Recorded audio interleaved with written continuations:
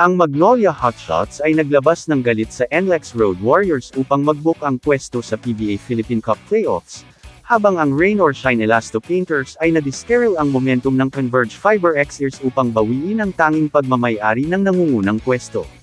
Solid win by the Magnolia Hotshots matapos talunin ang NLEX 98-82, para tuluyang makuha ang kanilang quarter-final spot. Pinakita nila ang composure at lakas lalo na sa second half, huling away with a strong run. Dagdag pa rito, nagpakitang gila si Xavier Lucero with a standout performance, finishing with 18 points, 12 rebounds, 2 assists, 2 steals at 2 blocks.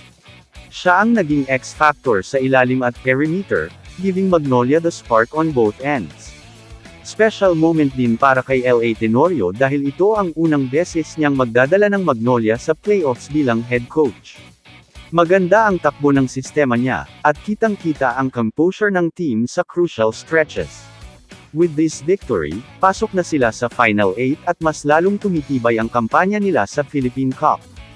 Ang Hotshots ay lumabas ng mas matalas kumpara sa kanilang nakaraang outing, na pinawi ang blowout loss noong Biyernes ng may panibagong focus.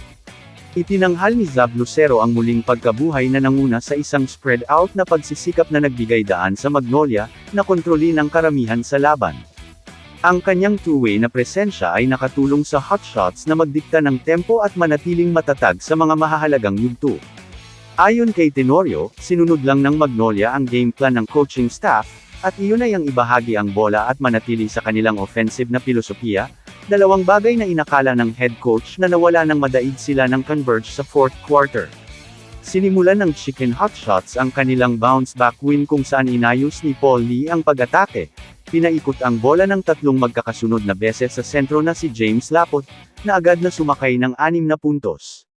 Pinaalalahanan ni Coach L.A. Tenorio ang kanyang squad na bawat natitirang laro ay may playoff weight, lalo na sa paparating na mga assignment laban sa Rain or Shine sa December 15 at TNT sa December 21.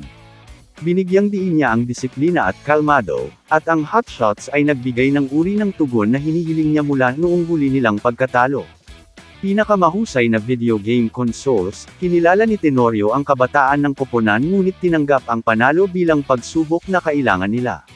Sa pagharap sa isang structured at well-coached na grupo ng NLEX, ang Magnolia ay nanatiling composed sa bawat counter, na nagpapakita ng paglago sa mga lugar na nanghina sa simula ng conference.